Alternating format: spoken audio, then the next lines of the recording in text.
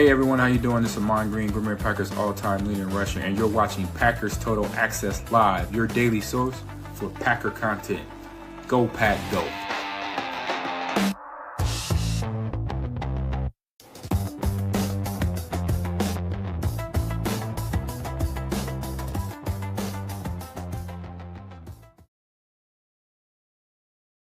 What's up, guys? Welcome into the PTA pregame show, Week 18 edition. Packers at the Minnesota Vikings. Well, some of the Packers at the Minnesota Vikings as we get ready to gear up for the playoff run here as we step into 2026. My name's Clayton.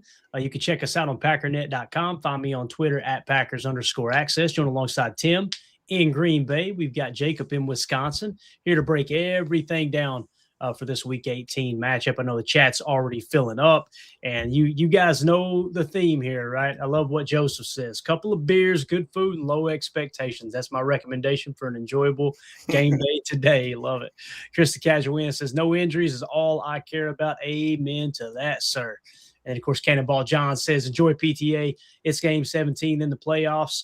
Time sure flies following our Packers with Clayton, Tim, Emilio, and Jacob. Amen to that. It's been a fun season, been up and down. Obviously, the injuries have been the main storyline for most of the year. If not, I would say most of the year. It seemed like a quarter of the way through the season when everything really started to go, oh no. Well, it can't get worse. Crap, it got worse. Oh no.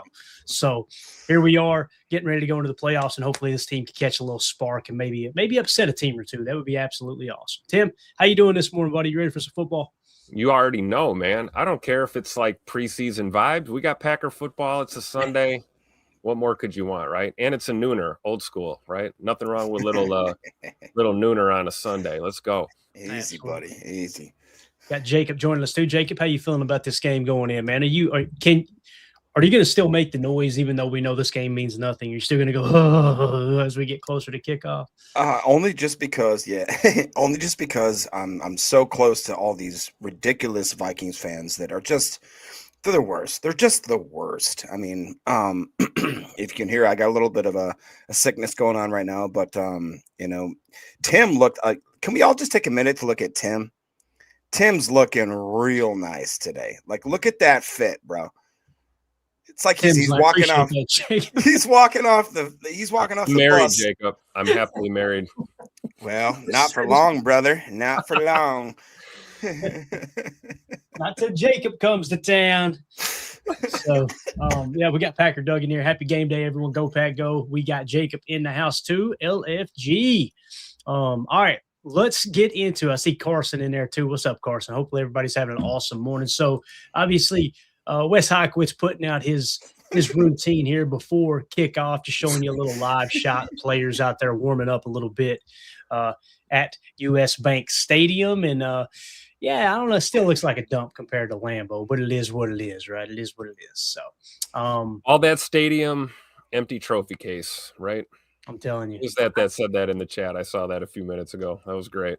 I will say this, man. Of all the dome stadiums in the league, it is one that I could kind of tolerate because they let a little bit of the light in from outside. You know what I mean? Like you get some of these others where it's just like Detroit.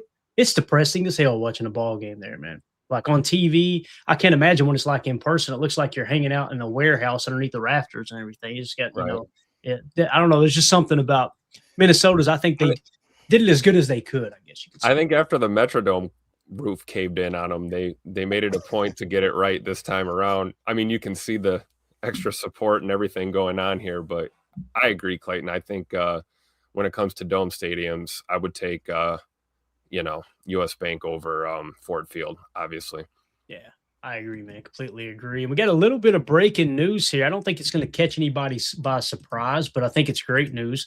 As Jeremy Fowler tweeted out, the Packers are locked into the 7th seed, will rest a significant number of key players today, but newly acquired corner Trevon Diggs will make his Green Bay debut versus the Vikings. He will see some action. So how many snaps we'll have to wait and see. I'm excited to get him on the field, get him acclimated to the defense a little bit. Maybe you can capitalize on him being on the roster here through the playoffs here. So I don't know how you guys feel about that. I'm glad to see that they are going to have him active today because I was a little worried. Okay, you pick him up. Well, it's a short week. We can't really play him. I can understand that, but I think you got to get him out there and get him acclimated to some of the calls, Tim. You got to, Jeff Hafley did a great job earlier this week talking about that, talking about how the calls are different, right? Yep. And how do we play cover 3? How do we play a cloud? How do we play match principles? Are we matching the 2 to the 1, the 1 to the 2, all those different things, right? So how do you feel about this, man? I think it's good news. I do too. I mean, the sooner you can get them acclimated and get them used to running around in this scheme, I mean, the better, obviously. I mean, that was the whole point of picking him up, right? We need some help at corner. Today's a great game to get him out there, get his feet wet with the Packers, and I'm excited about it. I mean, think of all the guys that we might get to see today, too. It's not just Trevon Diggs. There's a few other names on my list of guys. Hopefully we'll get the actives and inactives soon, but I'm hoping we see some Colin Oliver or a little bit more Brenton Cox Jr. There's some faces that, me as a fan, I felt cheated out of all year that we didn't get to see, and at least a couple of those guys today. But yeah, Trevon Diggs making the debut, why not? And if anyone's going to be able to do it, I mean, we've always talked about it. I don't think the corner play as of late could get any worse. So we'll take all the help we can get in this Hafley scheme for sure. Definitely. Jacob, you anything to add to that, man? No, I was just Jalen Simpson. That's a guy that I'm excited to see. Maybe if he has a little bit of a little spark that he can give us. To Tim's point, Colin Oliver. I mean, the guy that we've been kind of waiting with bated breath, trying to see what's going to happen. They call him Baby Micah. That's a thing that's been happening, right? So, like, that type of praise does not happen just unnaturally, right? So that means that this dude has a spark. He's got something that's going to give us a little bit. There you go, right there. Packer Doug says it right there. Let me highlight that real quick. Baby Micah. Obviously, I don't expect anything crazy out of that, but, this is one of those weird games where, and our quarterback today, I don't know how we, overshadowed this, but Clayton's going to be our quarterback today, right? So. Right. And did you hear who the backup is? Isn't it Desmond? Is it Desmond Ridder? It's actually going to be Jordan Love. Jordan Love is let's go. That's what I'm hearing on the streets out here is that Jordan Love will be the backup. As you can see, Malik Willis is inactive today. Tom Silverstein tweeting out the Packers inactives. Quarterback Malik Willis is inactive versus the Vikings. Jordan Love is the presumed backup to Clayton Tune, although we'll see about that. Now, if Clayton Tune goes out, wouldn't be surprised if they just go into a little wildcat package or something. You know what I mean? All right, let's just get this thing with zeros across the clock. Linebacker Quay Walker inactive. Running back Josh Jacobs inactive. Wide receiver Dontavion Wicks, who've been battling a concussion, inactive. Safety Xavier McKinney inactive. Zach Tom inactive. And linebacker Edgerrin Cooper inactive. So what we're going to get to see here at the linebacker position, boys and girls. Let the kids play. Let's go. Sir. It's going to be Isaiah McDuffie, right, and Tyron Hopper, I would imagine, as your nickel 4-2-5 backers. And then who's it going to be? Would it be Neiman that comes in, or what's his name again? Neiman that's going to come in he's IR for the rest of the year. Neiman is Christian Welch. Yeah, really. So it'd be Christian Welch then. Okay, I didn't know Neiman was on the IR. I thought they had reactivated him or something, but I could be wrong there. They may put Colin Oliver at stackbacker. You never know. I would not mind to see that, to be honest with you, Tim. I again, and I understand that people, they get excited about him playing edge, and that is what Matt LaFleur said earlier this year, that they see him as an edge rusher. I don't think he's going to tip the hand completely, but man, oh man, watching him drop into coverage and his quick twitch. And keep in mind, guys, with Colin Oliver, that's probably the player that I'm most excited about seeing too. Colin Oliver should have been a 2nd to 3rd round pick, but he had the injuries, right? So he fell. That's what caused him to fall in the draft. And just looking here at the depth chart, it's actually showing this is according to our lads. Edgerrin Cooper, Quay Walker are your starters. They're out today. Tyron Hopper, Isaiah McDuffie, and then they got Jamin Johnson. So it might be Jamin Johnson if he's healthy. I'm not sure exactly where he's at. We double check on Christian Welch too. Is he? I was going to say double check on Neiman because Packer Doug said I think Neiman just got off of IR, Jacob, and is in the practice window. Maybe I'm wrong. So I'm often wrong. So thank you guys. We'll see. So evidently it might be Welch that's on the IR. That might have been what you were getting mixed up there, maybe. Yeah. So But nonetheless, we'll see. We'll see who the third backer is going to be. And it's going to be exciting to see who it is. Again, this is why we talked about it, right? This has a preseason feel to it. There's no two ways about that. So we'll get to see some of the younger guys play. I'm excited about, like we said, our boy Colin Oliver playing. I'm excited to see Tyron Hopper out there for a full game too. I agree. Yes. I don't know if you guys caught the video yesterday, but we went live because there was a little bit of breaking news / rumors from Pete Doherty over at the Green Bay Press Gazette, who's saying that it sounds like the Packers are not intending on extending Quay Walker here. So it sounds like the offer they gave Quay, it wasn't enough to Quay's liking earlier in the year, and I don't know if they've pulled that offer. I don't know if they said, no, we're not going any higher. And Quay said, well, that's not good enough. I'm going to hit free agency. And I also don't know if that's a BS report. Usually Pete's really good about that stuff. And it was buried in an article. So it wasn't like the headline or anything. Although another gentleman, I think his name is Michael Rodney, tweeted it out and tagged Pete Doherty in it. Like, hey, here's the latest around that. So again, why do we mention that? Going to get a good look at McDuffie and Tyron Hopper today, right? I think Quay will probably still be starting in the playoffs, I would imagine. Although it's probably why they went ahead and made him inactive today too. So that talk doesn't get drummed up, right? Like everybody knows that Edgerrin Cooper's job is safe. With all the talk that's been around Quay this year, and is he going to be here? Is he not? If they keep him active and they play the other two guys, I could see that becoming a storyline. Quay got benched or something like that. You know what I mean? Even though we know you're not playing all the starters. So I think that's a really good move by the front office, deactivating him, So with all that being said, how do you feel about anything else y'all want to hit on in terms of the inactives there? Any other players that you're excited about watching? I think that's a great point you made about Quay. Like there could be multiple reasons that he's being held out today. Same thing with X. I mean, why are we not playing McKinney, right? These are clearly load management decisions. We want to be as healthy as we can. Regardless of what the future holds for the players that are on this roster right now. So I'm intrigued to see if maybe we see a little KT Oladapo at safety, considering how banged up the safety room is. Maybe Javon Bullard plays back there. And, with Trevon Diggs being in the cornerback room, it gives you some little bit of depth at corner now. So maybe you see some familiar faces and familiar places, but things that we haven't seen very often. So I'm looking forward to the back end to see what that looks like, with Evan Williams and whoever else they put back there today. Right. Because Tim, with him not being on the inactive list, and Jacob, get your take on this. It sounds like he's probably playing, right? Or do you think it's maybe like a Jordan Love thing where, okay, he's active, but we'd rather not play him? If that's the case, our lads has Katano Ladapo and Jonathan Baldwin as the backup safeties. So would it be those guys, obviously with Zane Anderson being on IR? I think that's the approach I would take, is to start Oladapo and Baldwin. And if you need Evan in a pinch, throw him in there here and there, but try to keep him off the field. Maybe even play an extra cornerback at the safety position too. Maybe Bullard kicks back there or something. You know what I mean?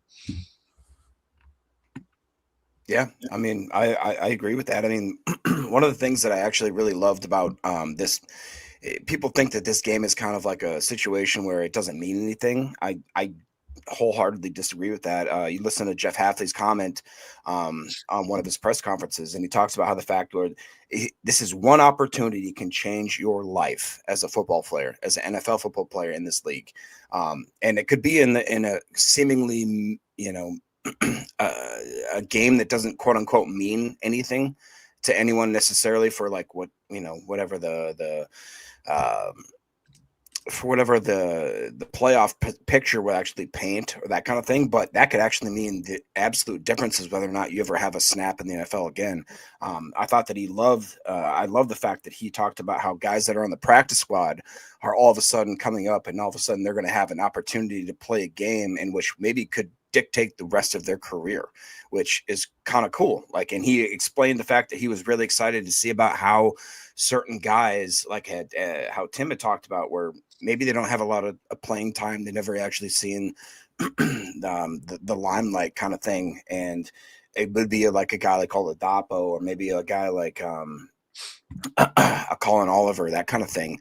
It's just I'm excited. Like this game, doesn't necessarily mean anything as far as, again, as what our playoff seedings will implement. But I mean, dude, it's going to be fun to see some of these young guys go out there and just absolutely ball their butts off and see if we can get them, onto a playing, starting a role in the next year, Yeah, Dave C in the chat said, I'd like to see what Oladapo can do. Let Bullard play the classic deep safety for a game. Have Oladapo do all the funky stuff. I think that'd be cool too. Yeah. Get Ola home deep there, let him get out there and get a few snaps, get his feet wet, so to speak. So I think that's a good move. We get the inactives here for the Vikings, and here is the list. Wide receiver Miles Price, quarterback John Wolford. He's the emergency third quarterback. Cornerback Dwight McLaughlin Jr., quarterback Brett Rippon, running back Aaron Jones Sr., tackle Walter Rouse, and tight end TJ Hawkinson. So they're going to be without I don't know if you consider Aaron Jones their starting running back.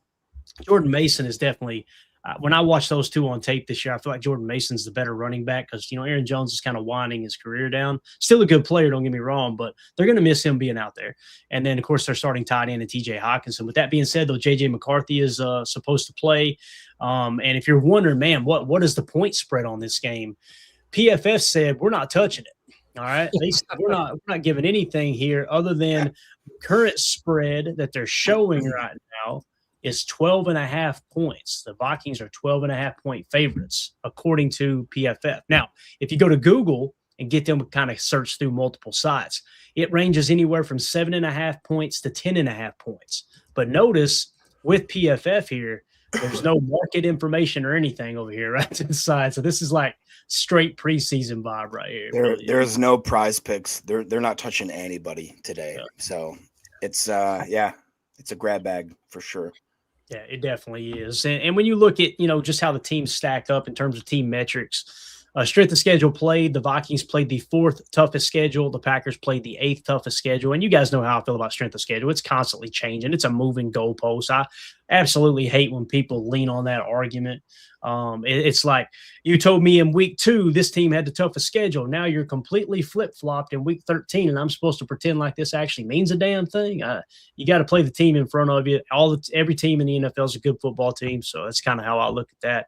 Average snaps on offense, the Packers have had right at 64 snaps. The Vikings average 60. Percentage of run, the Vikings have passed the ball all over the joint this year. 61% of the time. The Packers have only thrown the ball 57% of the time.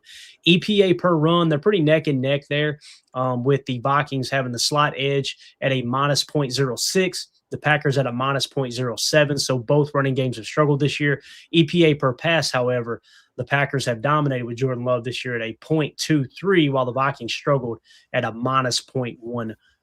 So when you look at those metrics, obviously it kind of feels like, all right, the Packers have the edge, but obviously this is assuming the starters were playing because that's where these numbers came from, right, Tim? So it's going to be very interesting, man. But the quarterback matchup, Tim, look at this barn burner right here. J.J. McCarthy, 61.6 against Clayton Tune, 38.0. What if Clayton Tune goes out there? I'll do a little tuning now.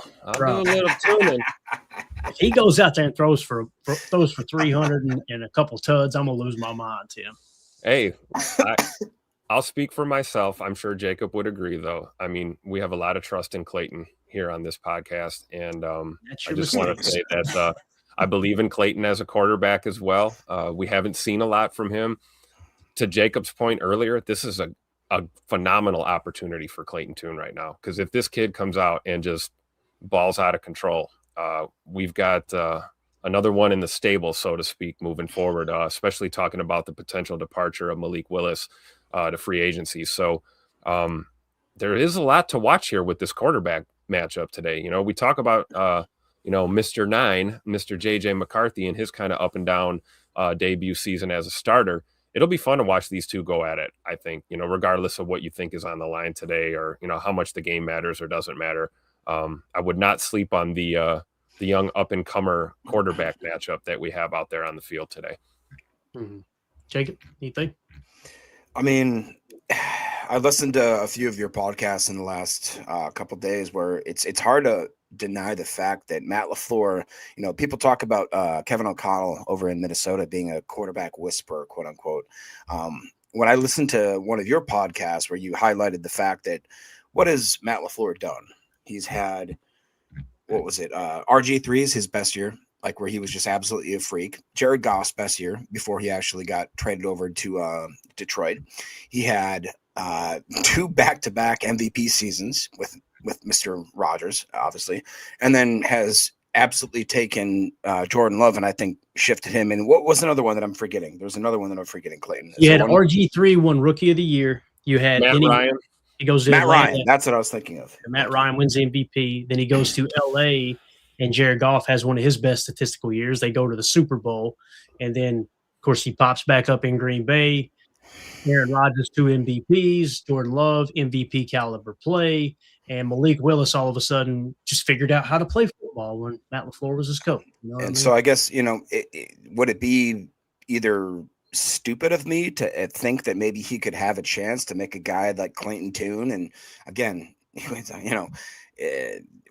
we're grasping at straws here for sure, but like, is there a possibility that could happen? Well, I look at the back end of what his career has done. Yeah, there is. Like, there is a possibility that this guy, like Tim said, comes out, he throws like 3 tuds, 250 yards, and all of a sudden we're all sitting looking at each other like, oh, okay, well, I guess this guy can play. It'll be interesting to see who's snapping him the ball.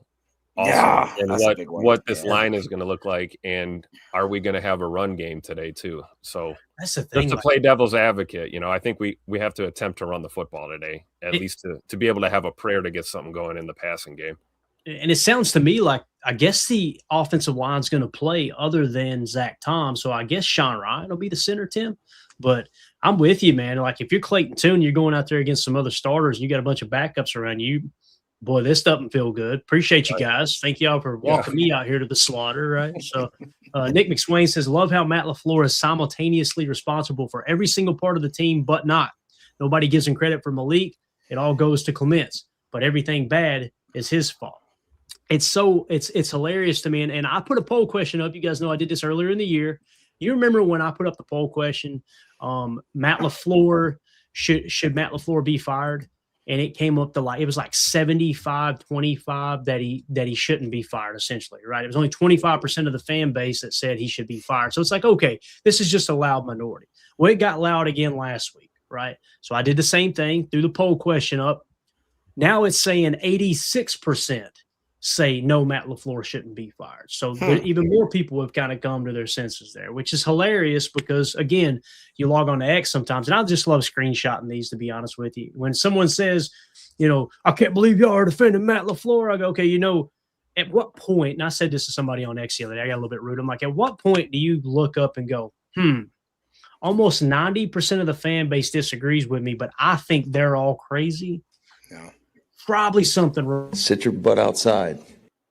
And I love the fact that they absolutely hate poll questions. They hate it because they want that vagueness to be able to argue and to be able to try to prove their point and this and that. So there was another thing that came out earlier today, and I didn't mean any disrespect to the guy who said it or wrote it. It came across my Twitter feed, and it was essentially some people are wearing thin on Matt LaFleur. And I'm like, who are those some? Are you talking about fans? Are you talking about ownership, management? Are you talking about fellow coaches? Are you talking about players? No answer. It's just some people are getting to, okay. The some are this 13% on X whose Twitter handle or whatever you want to call it is Hambubger872, with 3 followers and no profile picture. You know what I'm saying? So anyway, what you got, Tim? You got anything to add to that? No, I just think this is more proof in the pudding right here. People who understand and know ball understand that, Matt LaFleur is not going to be fired, doesn't need to lose his job right now. It's one thing to criticize a team. You can be a critical fan, right? That's fine. Fan how you want to fan.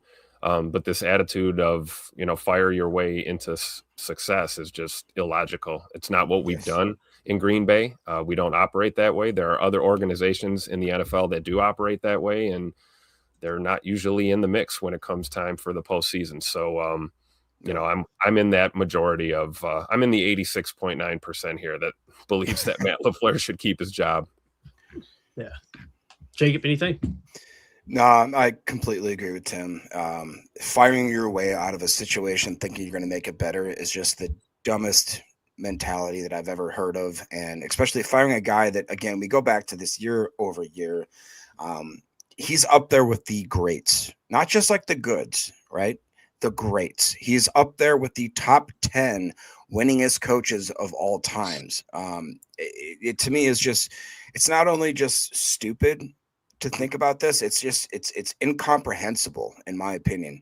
It exactly right there. What Dave is saying, firing your way to success, the Browns, the Jets, the Cleveland situation. Like, it's just, you don't do that. You don't. And like to Tim's point, man, like this guy is just, he has done nothing but bring us to the playoffs. You know, I've seen some some arguments. Well, if they didn't extend the situation where they could have the playoffs for another game, okay, cool. But they did. And that's how we play the game, right? So that's how you manage the roster all year. Like and we're in the playoffs, guys. And you know what? In this year, I honestly, with everything that has happened, with how much adversity we have faced, the fact that we're in the playoffs, we should be thanking Matt LaFleur. We should be on our knees being like, bro, I can't believe you even got us to this point. I mean, try being a Vikings fan right now. Try being a Lions fan right now. See how that works for you. I'd rather not. So again, just I love kind of giving those updates on, all right, here's what the large majority of the fan base actually feels like. So if you're like me sometimes and you log on to X and you go, damn, is Matt LaFleur really going to get canned? Like, is this a real thing here? It's not. But on top of that, it doesn't mean he's perfect. It doesn't mean he hasn't made mistakes. It doesn't mean there aren't things that he can't improve upon. You know, we talk about that all year long. I talk about his he gets a little too emotional in the decisions he makes on the field. And that's why you need someone to help kind of keep you grounded. I think it would be a great idea for him to have a coach's coach, you know, someone that's a mentor to him that he can have in the building, on the sidelines, in his ear, in the boot, wherever, just to kind of, we all need that. I know I do. My God, man, there's, you know, since I lost my brother, I don't have that in my life as much anymore, but I used to be able to just call my big bro and be like, hey, man, boy, I screwed this up. What do you think I should do, man? You know, or how should I be? Am I looking at this the right way? And most of the time, the answer is probably no, dude, you're on track. But there's going to be occasions where it's like, yeah, dude, you asked me. I wasn't going to say anything, but you asked me. Yeah, we need to get that right. You know, so again, I don't think Matt LaFleur is perfect, but boy, I think he's a hell of a football coach. Could I say one more thing? Like that's my point is I think Matt LaFleur has a lot that he could improve on. I really do. And I think that I've listened to Ryan's pod and obviously you guys talking, and there is I feel like that the certain base of a Packer fan thinks that there's just something that's missing. And I kind of agree with that. Like, it doesn't seem like that he is maybe an inspirer of men to get in there and get actually, like, you know, down and dirty. And I listened to Ryan talk about how, you know, if you have a guy like Dan Campbell or whatever, he's more of a motivator rather than maybe a schematic type of coach. I agree with that in a way, but like, you don't just throw away absolute gold because it's not platinum. You know what I mean? Like, that's where I'm at in this situation, where it's like, it just feels like that people are so willing to give away Matt LaFleur to who's he going to go to? Is he going to go to Minnesota? Is he going to go to somewhere else? Like, where all of a sudden he shines and we're just sitting here looking at us. Oh God, I wish we would never let him go. He would have a job so quick, Jacob. Oh, maybe the question, maybe the real question we should be asking is, does Matt need to make some changes to his staff? Exactly. You know, now that's a conversation I'm willing to have. But if you're saying get rid of Matt LaFleur and, you know, everyone and everything associated with him and start over, I completely disagree. Right. And that's where maybe a coach's coach could come into play there too, because sometimes as a coach, you get attached to these guys, right? And you don't want to let them go. Yeah. And then all of a sudden, if you've got someone else with a bird's eye view going, hey, look, I know he means something to you. I know y'all been in the trenches together and y'all gotten to know each other's families, and his players in his room love him and this and that. But hey, this might be something worth looking into, right? Packer Doug says the only unknown in the Matt LaFleur issue is Ed policy. Not saying fire Matt LaFleur, but if Ed sees downside and more upside with Hafley, it could possibly happen. I'll never forget the night Wolf fired Ray Rhodes. And that's a very good point, Packer Doug. I don't think it'll happen, but he is kind of the wild card. We don't know how Ed policy is going to respond to these type of things. Now, many people have drawn the parallel with his father, who was responsible for being a part of Bill Walsh trading away Joe Montana when that whole fan base loved Joe Montana. That was a big issue, right? And then obviously firing George Seifert, one of the most winningest coaches in NFL history as well. So I can understand why you're trying to, not you, Packer Doug, but just people in general trying to draw a little parallel, like, okay, maybe that's in Ed Policy's DNA as opposed to Murphy, who obviously just had 2 coaches the whole time he was here, So I like what it kind of reminds me of. Sorry to interrupt you. Is when the Bears thought that they were living high on the horse and they let go Lovie Smith. Right. Yeah. You know what I mean? Where it was like they were. Didn't they have like 10? They just recovered from that 5 minutes ago. Yeah, it's what I'm saying, bro. It's like it just seems like you're shooting yourself in the foot. Yeah, and again, it's kind of like the Aaron Rodgers thing there, along with the Mike McCarthy thing. 2 things can be true, right? Like, let's start with Mike McCarthy. When they fired Mike McCarthy, I hated the move. I was like, what the hell are we doing? We got a Super Bowl winning coach who obviously they've dealt with injuries and they're turning the roster over and things like that, right? Yeah. And I was against that fire was not good either. Right. 2 or 3 games left in the season, like it was really strange, right? So now when they hire Matt LaFleur, I'm going, all right, you're going to show me, bud. He did. So I'm not coming from I've always loved Matt LaFleur. Like, when they hired him and I looked at his numbers in Tennessee, I'm like, what are we doing? We just ran McCarthy out of town for a guy who's unproven. Yeah.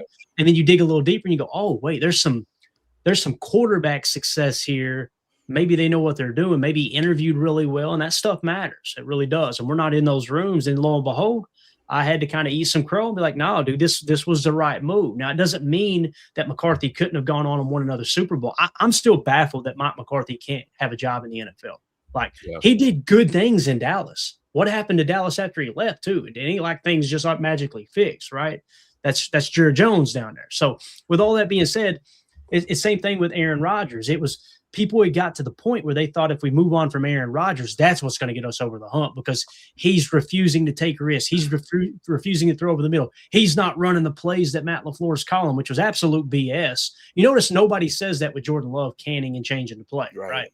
Nobody says he's not running Matt LaFleur's offense. We got really loud on that on this particular program, and that's why. Because I was like, the first time Jordan Love cans a play or changes the play at the line of scrimmage, are you going to have that same energy? Well, he won't do that because Aaron's selfish. Now, this isn't to knock Jordan. Once again, I love Jordan as a quarterback. I think Jordan is a great quarterback, and I think that long term it probably was the right move. But what was the ultimate goal? To win a Super Bowl. Did you win a Super Bowl yet after you fired Mike McCarthy? No.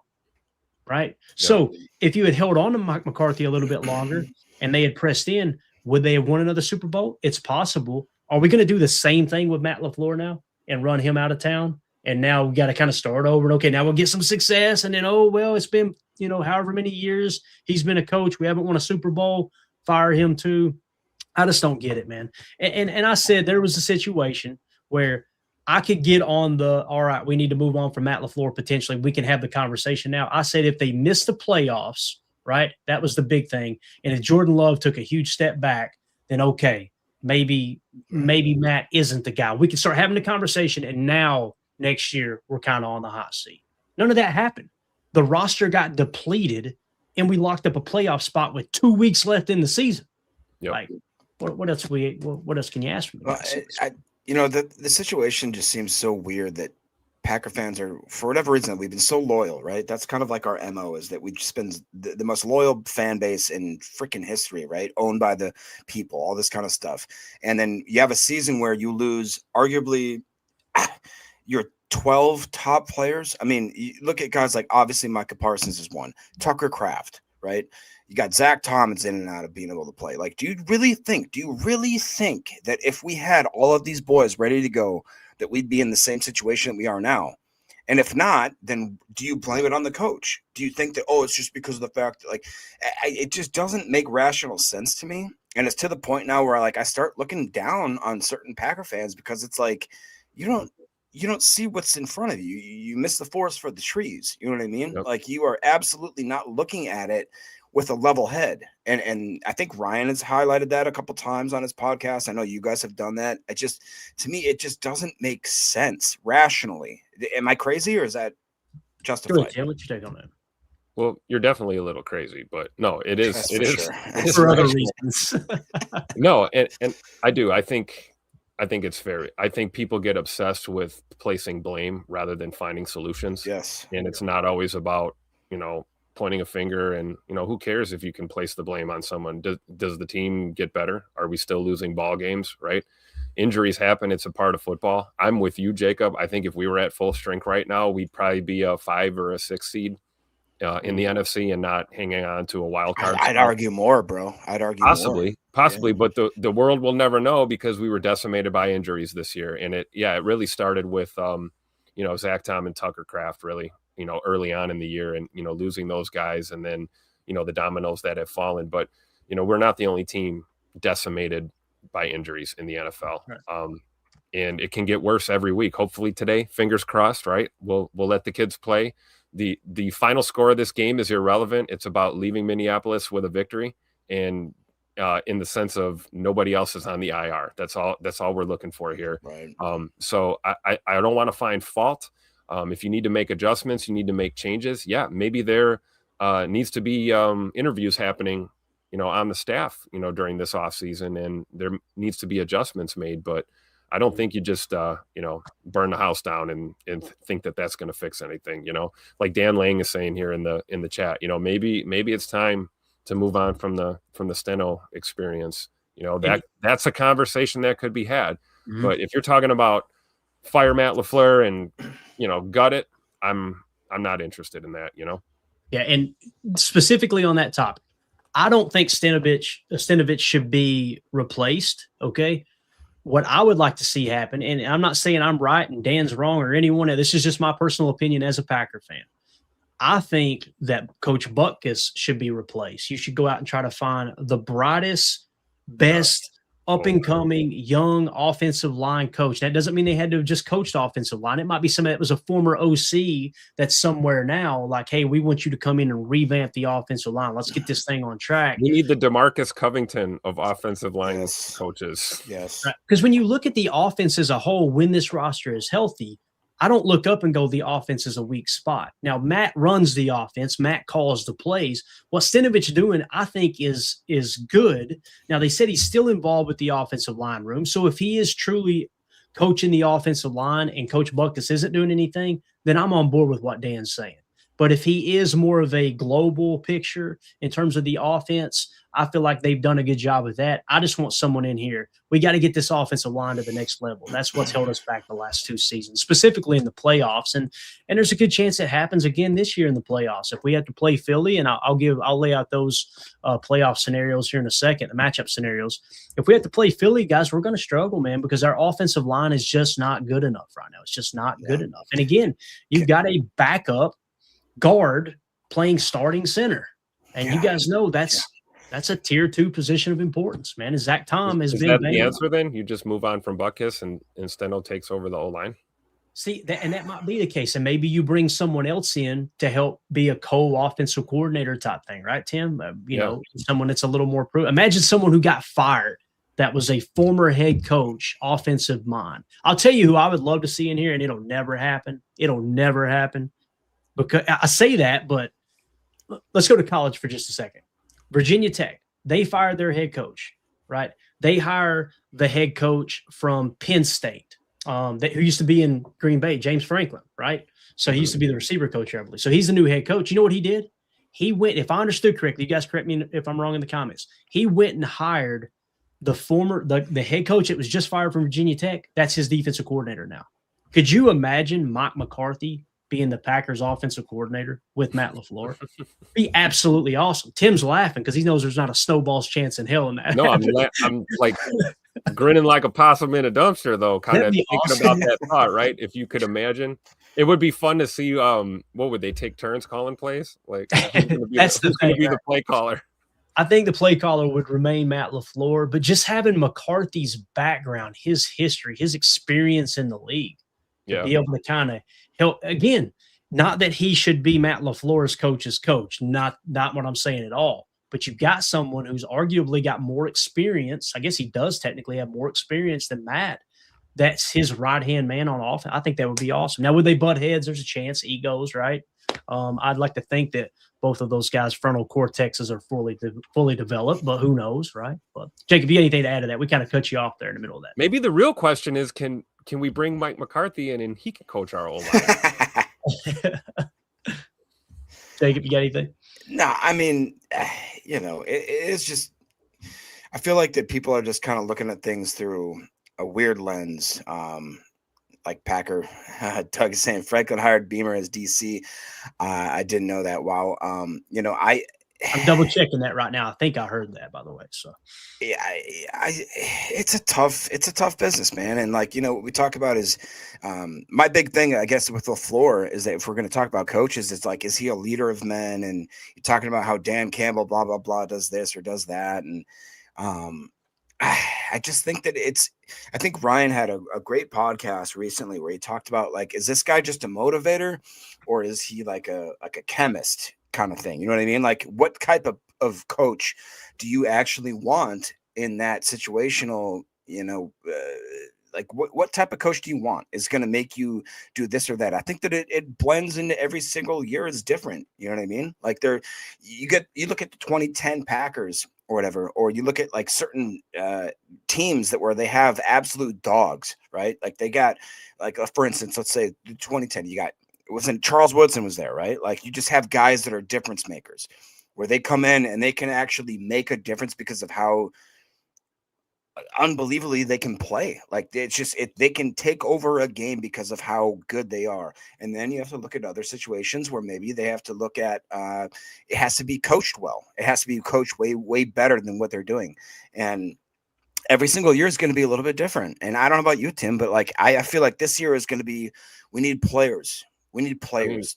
I would agree with that to an extent, for sure, because I'm not one of those people that pisses on Matt LaFleur's play calling. I think he's a great play caller. I think he's amazing. I think he's a great schemer. I think when you look at the issues we've had, decimated by injury, right? Our right. Big chess pieces are not on the board, and so we're playing with backups, or we're playing with second or third on the depth chart guys. And what we see with a lot of these busted plays is not a bad play call. We're seeing bad execution. We're seeing guys miss on a block, hit the wrong gap, things like that. Yeah. So I would agree that maybe you're right. It's, players got to play, coaches got to coach, right? And you're talking about trying to place blame. It's a symbiotic relationship. It's both of those things, firing on all cylinders at the same time. That's when you have great football teams. And I don't think it's fair to put the blame, all on lack of execution or on your head coach and the staff, because at the end of the day, like you said, Jacob, we've been blessed as Packer fans.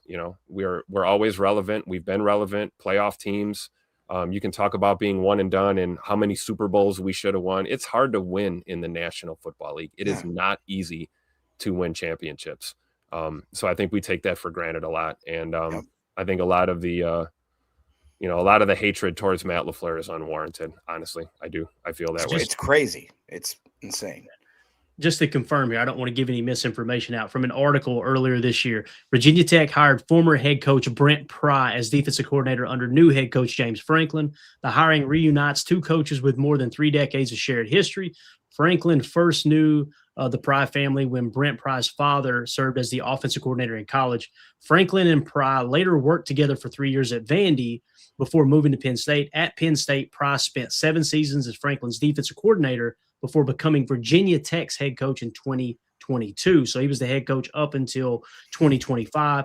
He was fired after an 0-3 start in the 25 season, and then he was hired back as the DC. So I think I got that right if I'm reading that article correctly. So just I don't want to give any misinformation out there. I'm pretty sure that's how I explained that here. So some other information here around this. Anything else on the coaching chain? That was a good conversation. I enjoy that stuff. No, I have an interesting question, which is brung up by @55Reaver. He says, injuries are not an excuse. They are a fact/reason.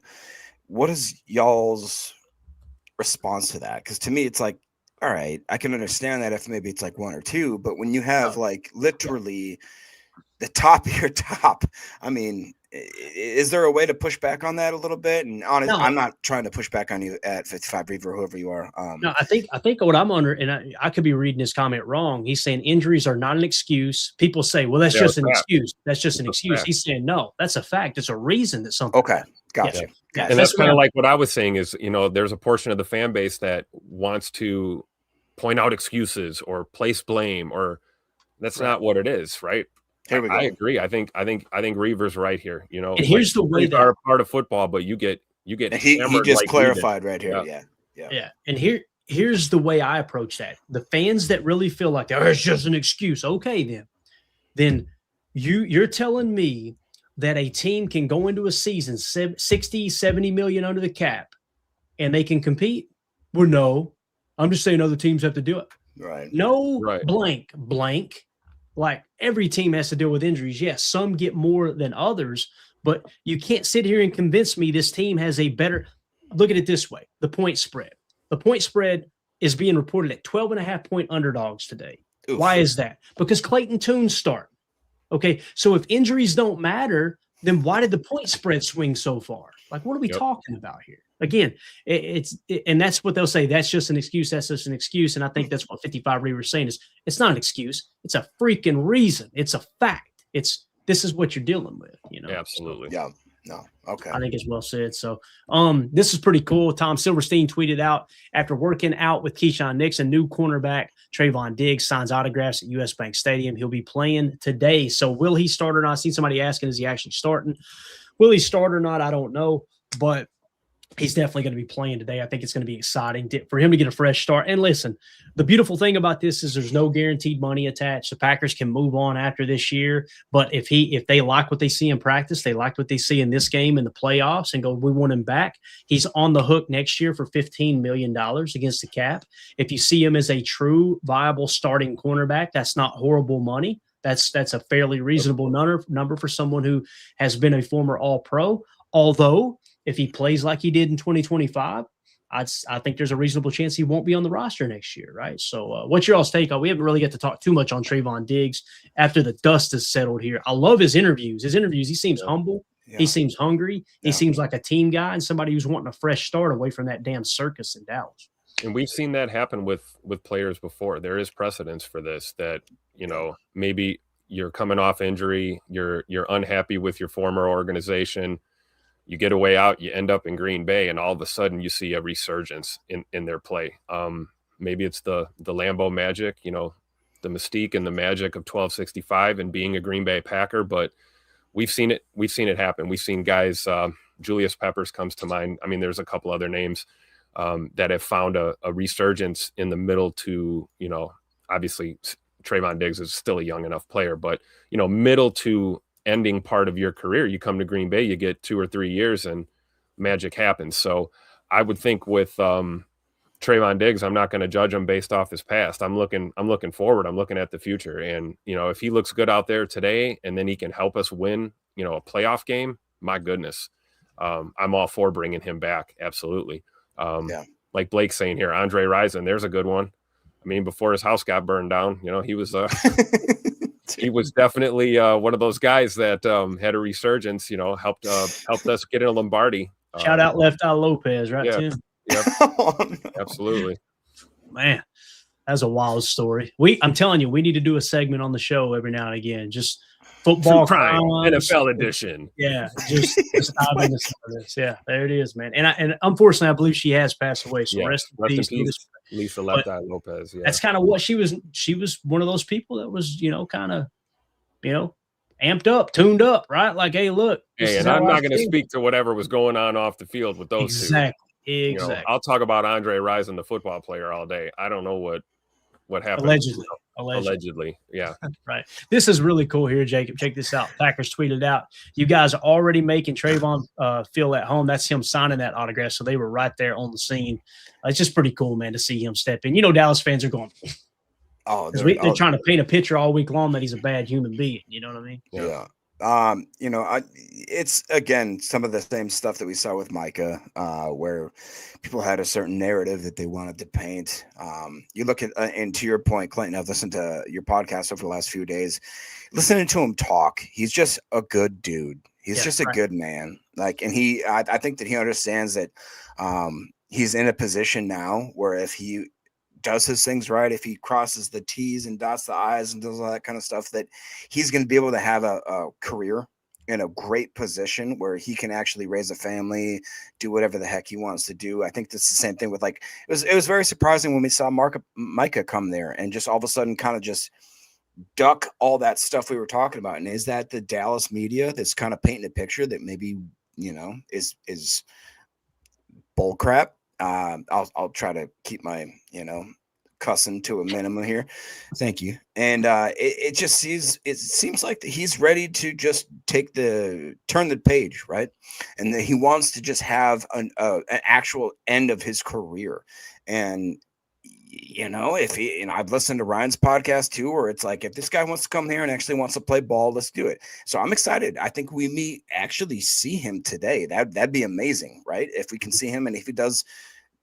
Can y'all believe? Even if it's 25 snaps or if it's 25 snaps, what if he gets a pick and he just takes it to dude, bro? Yeah. We're gonna lose our poopy. And I'm telling you, man, I'm here for it. I think that as a whole, people want to come to Green Bay because they understand that, like, the NFL is going to be it's a tough business to make a career in, and there are certain organizations that you can go to and you can actually have like a happy life. You know what I'm saying?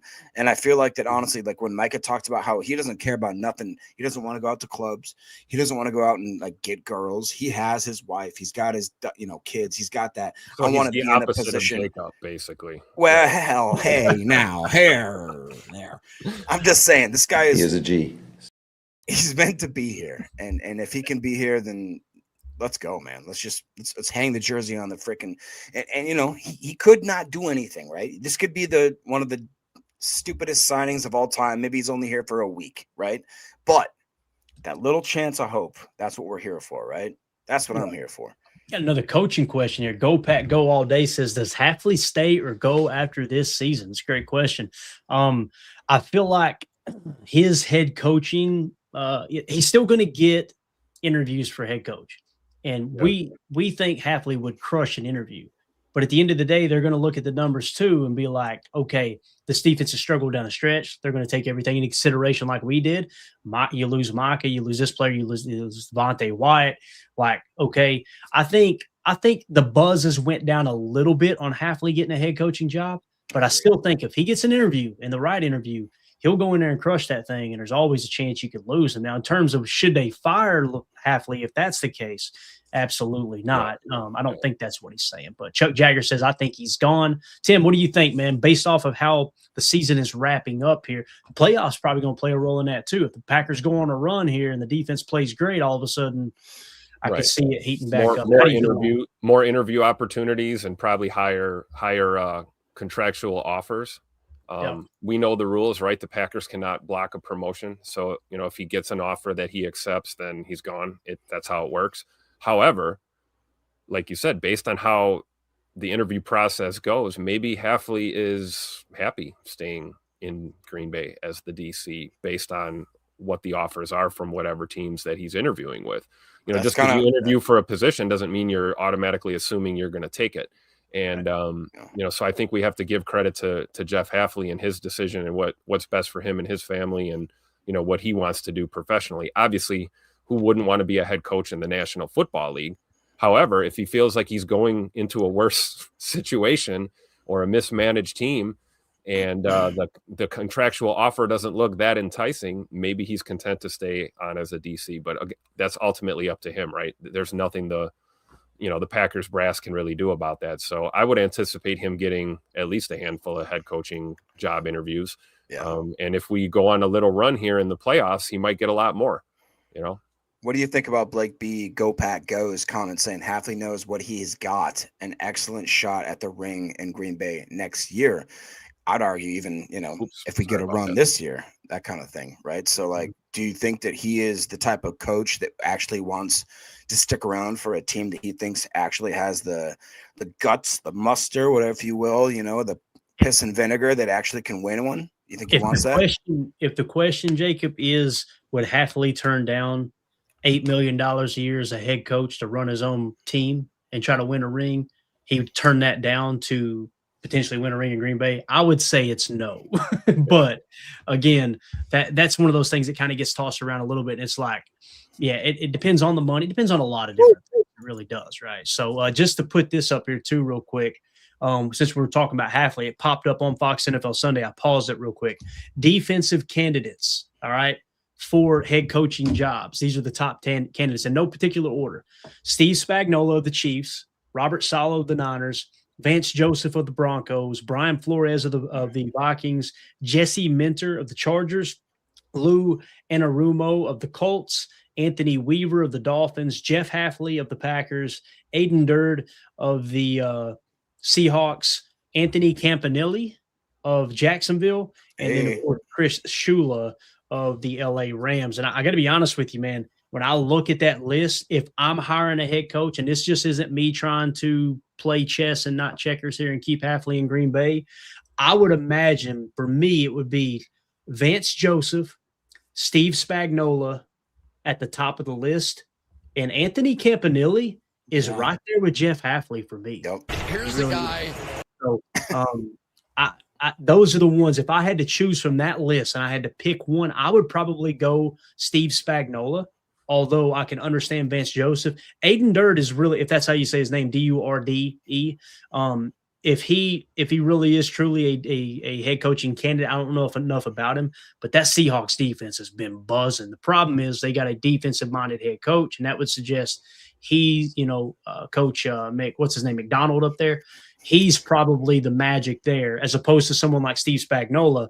Obviously, Kansas City's offense has struggled, and that defense is the only reason that they've really the last 3 years that they've competed. Everybody thinks it's Travis Kelce and Patrick Mahomes. That defense has carried the water. So just interesting to kind of go along with the conversation. CJN with the super chat. Thank you so much, man. That is way, way too generous. We appreciate it. Burger. Look at that.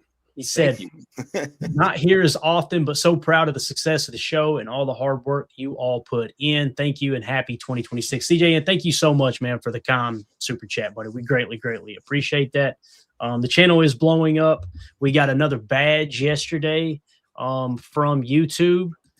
We hit 7,500. We blew by 7,500 subs, but we got a badge that said we hit an all-time high in December. We had our most subs in 1 month. We had 760 new subs in the month of December. So channel is on fire. And it's heard it from a fan right here. It's because of people like CJN in the chat. We try to include people and have a conversation, and people want to be a part of that, man. They don't want to be talked to. So it's more about the listeners, the viewers, than it is us. But we greatly appreciate that, CJ. Thank you so much. Thank you for the support, man. That's awesome. Absolutely awesome. It's an interesting question. Then we're going to hit a couple more things to get out of here real quick as kickoff is creeping up on us, man. It's getting here quick. Anthony in the chat says, why aren't we using Golden more? It's a great question, Anthony. And it's been talked about all over X. Most people just want to blame LaFleur and well, it's just, they're just refusing to use him. Normally, this is where I would defend the coach, but again, I've been very vocal the last few weeks. It seems like with the game on the line, somehow, some way, Bo Melton is getting targeted late in the game. And it's like, wouldn't you rather that be Matthew Golden, right? And this is strictly a fan's perspective and speculation based off of what I've seen this year. When you put those two things together, Matt LaFleur wants the best options on the field with the game on the line. He's not out there going, yeah, I know that guy's better, but let's put him out there because I like him more. Now, go back to watching the tape. We've watched the tape all year long. We've seen on several occasions Matthew Golden not running the proper choice route, not running at the right depth, running guys into each other a little bit, right? And that doesn't mean he's a bad football player. He's a rookie.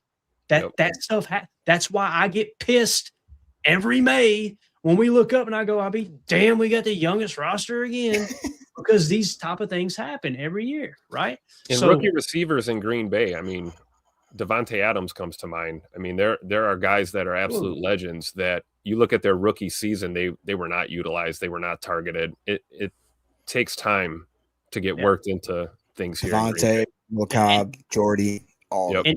In this day and age where people want to turn on Madden and Matthew Golden's fast, I'm gonna send him right over the top. You know what I mean? And when you see him juke the Cincinnati defenders out of their shoes on Sunday, like we did this year, you're like, whoa, this dude has got a ton of talent. But again, that may not give you the best opportunity to win in and out every Sunday. Now, those two things, right? Plus, he's been banged up a little bit. He's been injured. There's one game he came in and played 5 snaps and he wasn't quite helped. There's some of that stuff going on too. So, again, that's just my personal opinion based off of what I've witnessed this year. It doesn't mean that I'm right in all those assessments. That's just kind of how I see it. What's your all's take on it? Do you guys see it any other way? What do you think, Jacob? Nothing. I'm just taking strays over here by CJN talking crap about my fantasy football. All right, you know what? I didn't win. Okay, he said all good. I had a little extra cash from the PTA Fantasy Football League at LOL. Anyone who won the other league that Jacob wasn't in. All right, guys. Need to give a shout out to that real quick. You go ahead. I'll keep talking for a second. No, I did have to say that, but you know what? Matthew Golden. Is he a threat? Absolutely. Did he have, what is it, like a big wrist injury that was kind of his biggest thing? Because what he highlighted in that explanation as to maybe why he's not being utilized so much is that he's a full-time player. He wants to block. He actually is going to give his body on the line. So like, he's not just one of those kind of touchy wet receivers that just runs routes and that's all they want to do. This dude's a dog. He actually wants to go out there and puts his body on the line. So, and to Tim's point, we got a lot of guys on our roster. I mean, that was the thing that we started this year. We looked at it and we're like, dude, I don't know anybody in the NFL that has a better 6 or 7 wide receivers on this league. You know what I mean? Like, it's just insane the amount of depth we had. And of course, as things happen, we lost a ton of them, and it's absolutely terrible. And it's just been one of those years where it's like you can't count on the fact that you have a depth situation, because for whatever reason the football gods decided they're going to take away all of our good players this year and do it in key times. So it's like, it's just weird, man. I think like Ed Madden was saying too, it's like, Golden has been utilized in multiple roles. Did you have to pull that up, Clayton? Really? Yeah, absolutely. We got to give a shout out. Go ahead, Tim. What's your thought there, Tim? I'm gonna I was just saying, it's like, come on, you speak about Matthew Golden. He has all the talent and the attributes, right? But like you said, Clay, he's a rookie. He's fast. He's got good hands. I mean, some of the best hands on the team, arguably. I mean, absolutely. Yeah. But he's a rookie. He's playing multiple roles in this offense as a receiver. And you're right. Maybe he's not getting a target on a rep because he's running the route too shallow, or he ran the route too deep, or he ran outside instead of inside. Those are normal things that happen to any rookie receiver getting acclimated in an offense, let alone a Matt LaFleur offense, something as complex as that. So I think the targets are going to come with time, and I'm not worried about Matthew Golden at all. I think the future looks bright with him. Yeah, and people don't do what you tell them to do. People do what they see and hear edified, right? So if you've got a receiver who's made mistakes and you just go, well, we know how good he is, we need to get him more reps. It's just, and you got the other receivers in the room that are doing all the right things. And this isn't me justifying Bo Melton being on the field for the game, potentially game-changing play, the game-winning play, right? Yep. But just simply speaking, it's about culture. You've got these other guys that are making the right decisions, and Jordan Love completely trusts them. Now, you've seen, as the coordinator, as Stinovich said, and as Matt LaFleur said earlier this week in their pressers, they're getting on the same page, and they're saying in practice you're even seeing it too. So it's coming. It's coming. But again, a portion of the fan base, and that's not a shot at whoever it was that said that in the chat. It's just I'm the same way. I would love for Matthew Golden, a first-round pick, who's on a rookie deal, under contract for 3 more years, to lead the Packers in receiving. But that's just not the reality, right? It's just not how things work. But shout out to our fantasy community. You guys, you hear us talk about the fantasy league from time to time. So one of the perks of being in our Patreon group, if you go to patreon.com/Packer Fan Total Access, $3 gets you access to the site. And we have fantasy leagues and things like that too. So this year, Andrew Matson had tweeted, he was one of our commissioners. Jacob was a commissioner of the league, and Andrew was one of the other. Big congrats to the champion, Moist Butter. Mr. Clean almost snuck away with a single loss, but faltered in the final week. Thank you, everyone, for a fun, competitive year. And then Moist Butter chimes in. Look at that roll right there, Tim. It don't get no better than this, dude. Look at this guy right here. I've got a robe just like that. I love it. He said Hugh Hefner edition right there. I was going to say you had the Playboy logo on the back, don't you? You know? What's going on. So moist butter out, fun season. Look at that right there. You kidding me, dude? Awesome. And then he said, Jordan Taylor said, let's go. They showed just kind of some of the rankings there and everything. So it was Jordan Taylor won. Did he win your league, Jacob? Is that right? Yes. Okay. So Jordan Taylor won that league. Ass, BTA. Know what I'm saying? So that I hate to out people, but I think that might have been CJ. I guess that's CJ. Everybody's got different names, and YouTube's a different name from Twitter. Jacob, where's your name? Yeah, it doesn't matter, Tim. It's very low. All right. So anyway, that's what we're talking about with the fantasy league. So let's get these super chats real quick. And again, thank you so much, CJ. Appreciate it, buddy. Super chat from Josh Martin. Today could be Rodgers' last NFL game. What a career, man! Tonight's game, boys. I think I'm going to crack out a little bourbon. Must-see TV right there. The guys were making fun of me. I went to dinner on Friday night with a bunch of my friends. I couldn't get through the second beer. I'm like, boys, I'm a lightweight. I'm getting old. I just don't drink anymore. But tonight I'm going to break out a little bourbon. We're going to watch Aaron Rodgers try to seal up that AFC North. That's good. Let's go. Thank you for the super chat, Josh. Appreciate you, buddy. King Trom with the super says, what's Trayvon's number, y'all? Go back. 2-8? Yeah. 2-8? 2-8? 28? Yep. So A.J. Dillon's old number. But I like who? Long gone.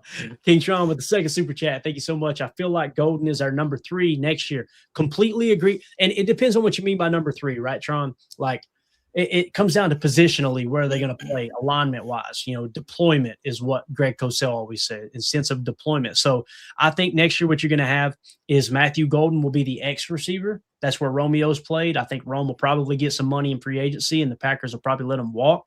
You'll have Christian Watson in the Z, and you'll have Jaden Reed in the F, or the slot, the moving slot. Now, with that being said, what we've seen is Jaden Reed and Christian Watson can play any position at wide receiver. They can play X, they can play Z, they can play F. That makes it very, very hard to scheme against. You can't just assume that's where they're going to be every single play and dictate the coverage that way. If Matthew Golden, with another full offseason under his belt going into second year, gets a complete grab of this offense, he's the same way, because Jaden Reed, when he was out, Matthew Golden was playing the F, right? So, and Christian could play the F. What I've noticed is their rookie years, they put him in the F a lot until Jaden Reed flashed, and it's like, okay, Jaden Reed's our F receiver. That's the dude this offense needs to kind of run around. So, with that being said, I agree. If you're talking about number 3, meaning he'll be one of the 3 receivers on the field in their 11 personnel, completely agree with that. I think that's what the look will be next year, and I think you'll have a healthy Savion Williams. You'll also have Dontavion Wicks. Those will be the 2 rotational guys, I believe. So anything you guys got to add to that? I agree. That's part of the process, right? We're building a team, not collecting talent, right? And the writing's on the wall. We talk about guys hitting free agency. We know in our heart of hearts who's going to be sticking around here long term. And MG is definitely a piece in that puzzle for sure. Definitely. Pack Attack with the super chat. Thank you so much. Good day, boys. If the Eagles win, Bears lose, Packers face the Eagles in the wild card ? Thank you for the super. And you were reading my mind. We had this next on tap. So I said playoff game in Chicago, and we had to show our boy Raji putting the belt on. You guys remember hey, that, what's right? up? A blast from the past there. So Packers wild card road trip, Chicago or Philly. Here's the way I understand it. And anybody in the chat, if I've got this wrong, please correct me, okay? If the Bears lose, but the Eagles win, we play Philly. Okay, so it's got to take the Bears losing to the Lions and the Eagles winning today against the Commanders. Both of those things could happen, right? More likely, slightly more likely, I guess you could say, if the Bears win, we head to Chicago. If the Bears lose and the Eagles lose as well, we're still off to Chicago. Okay, so there's a better chance of playing in Chicago. I want Chicago. I was going to say, is there a Packers fan that doesn't want to play the Bears in the wild card game? Go down there and smack them in the mouth, dude, and just shut them up. In their season, they ran that mouth. Oh, my God, dude. So how do you guys feel? Jacob, do you see it any different? Would you rather go to Philly or Chicago, man? That's kind of choosing between puke and vomit, I guess. Poop and vomit. I don't know. I'd rather go smack Chicago in the face. I honestly don't think Philly is better than Chicago. I really don't. I feel like they got a lot of stuff going on right there internally that's kind of making them have a little bit of a suspect type, like on paper they maybe seem like they're a better team. I would like to just go and just take the you know what out of the Chicago fan base right there. Thank you, buddy. That's what I'm talking about right there. We go belt to ass. We just take them away, quiet them down for just, another 20 years because, gosh darn it, you guys just are a bunch of whiny little what. And I've done so good not swearing today. I'm trying so hard not to. It's a weird year.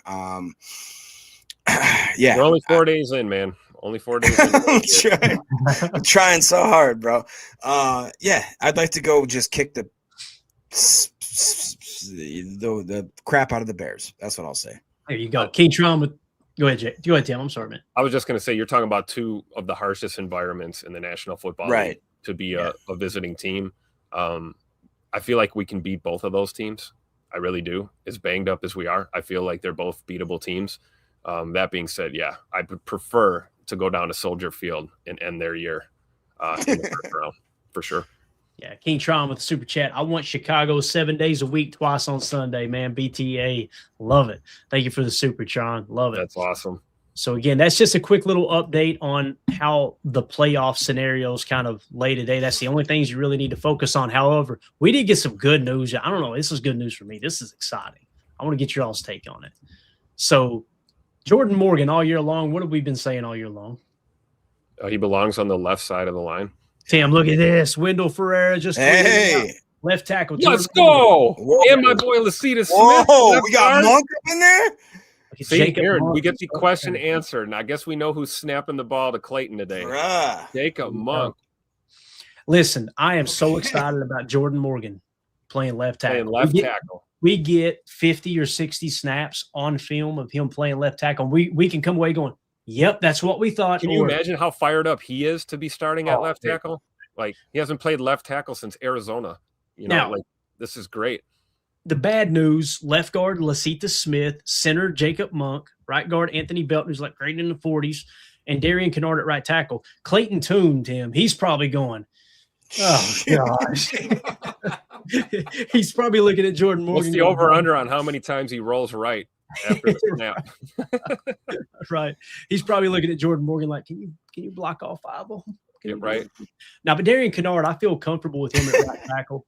And again, Anthony Belton's got to show something, man. He's got to, but I just love that we're going to though, right? I'm not giving up on Big Escalade just yet. Joseph in the chat. Holy poopy. Tune's going to get killed. Oh man, this is bad. This is bad stuff. Boy. It's Clayton Tune got to be feeling like he's in Dilly Plaza today, Tim. You know what I'm saying, bro? This ain't good, man. This is going to be a turkey shoot. We're going to get to see the full gamut of his game today. Dude, let's see how he throws on the run, right? Watch us just put up 50. At the top of the drop, hammer that check down route, boy. You better be on it today. Look, all of a sudden we got some weirdos showing up. It's funny, we ain't seen them all year. All of a sudden they pop in here when we're playing all the backups. Guys, it's their Super Bowl today. Let them enjoy this moment. Let them have it. They're in a Packer pregame show chat right now talking about Skull. I love it. Stupidest chant in the National Football League. Skull. It is hilarious that they have been so quiet this year. In week 18, in a meaningless game, they come in here firing on all cylinders. They just all came out. I swear to God, there must have been like it just happened in the last 3 seconds. All of them. We greatly appreciate the extra views, y'all. I can't wait to see our third-string quarterback do better than your starter today. Let's go. Dude, this is one of those things that the Packers, happening? Like I said, 12.5-point underdog, some are reporting. What if the Packers somehow beat the Vikings today, dude? I feel like it's going to happen, brother. That would be 17-14 Pack. Let's go. Bro, could you imagine I know this. I'm going to be like these asshats if the Packers somehow win this game. I'm going to be in post-game shows for the Vikings fans talking that crap. That is going to be hilarious, man. Absolutely. So, y'all don't forget to hit like and subscribe there, Skull Nation. Thanks for your support. I do have a question for the Viking fans. Who do y'all got next week? What's the seeding for you? Where are y'all? No, where do you play? Where do you play next week? Playoffs? Don't talk about it. Playoffs? Where did they all come from, dude? They all just showed up just now. What is happening, bro? I've been a part of a group before. King Tron here says, "Shove that horn where the sun don't shine." Man, I love it. Thank you for the Love it. there. Can we send King Tron a super chat? Can we send it back to him? Thank you, Sarah. That was awesome. Full refund for that. Sometimes they do like raids where they'll raid other fan bases stream. I know Packer fans have done it before. That's what too. it is, as they say in Viking raid. Okay. Love it. Hey, you guys, wherever you're At raiding least they're from, good at something, right? listen, wherever you guys are raiding from, shout out the name of the show. I'm being serious right now, too. Shout out to the show. Shout out to the chat. Yeah. I think this is fun. I really do, man, when they do this type of stuff. Just jump in the chat.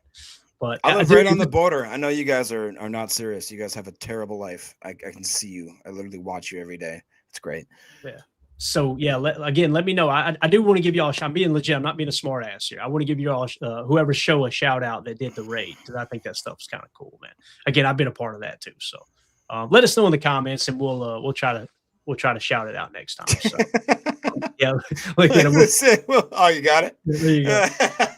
I'm waiting for somebody to tweet me the video that's got Homer and Bart sitting on the couch and it's all dark and they just patting the couch like, come sit down. That's gonna be there you go. Yeah, so I don't see it, right? All right, so they didn't post it. All right, it's cool. Vocal Vike, maybe? Is that it? Anyway. I can't all tell. right, cool. Whatever the name Vocal Vike, yeah. Yeah, whatever the name of the channel is, hell, I'll go sub to the channel, man. I like keeping up with other North teams too, so it'd be cool. But appreciate y'all swinging through. That was funny, man. So, all right, you guys got anything else, man? We're getting close to kickoff. I got to run downstairs and get me something to eat. Go, Pack, go. See you on the post-game show after that dub today. Let's go, Pack. Let's go 3s and 4s and 5s and new guys that just got here. Let's get it. BTA. You know what I'm saying? That's right. Do it for Nate Hobbs, man. Let's go. Yeah. Yeah. King Tron. They missed Clays like the playoffs. Thank you for the Supertron. All right. Anything else, Jacob? You got anything at all, man? No, it sounds like it'd be the Vocal Vike podcast there. All right, man. Nice. Hey, you guys, good to see you. You know what I mean? It's nice. It's basically like kissing your cousin, right? That's what you guys do every year. Here we go. Shit, I'm from Kentucky, but you preaching to the choir. All right, we're at that. You're going to get your ass kicked in that. That's exactly right. All right, everybody have a great day. If you would hit that like button on the way out, feel free to sub if you were new here. We will be back immediately following the game for the PTA post-game show. Appreciate everybody making us a part of your pregame festivities. For Tim and Jacob, my name's Clayton. This is PTA. The post-game show is already created, okay? You can click on that link over on our YouTube channel and use that as a comment section if you guys want to get in there and just do a live chat about the game. We'll go live as soon as the game's over, but the chat is already up and running. So we'll see you guys in there. I hang out in there every post-game show as well. So, again, I'm Clayton. That's Jacob. That's Tim. This is PTA. Go, Pack, go. Here we go. Nice. Bye, guys.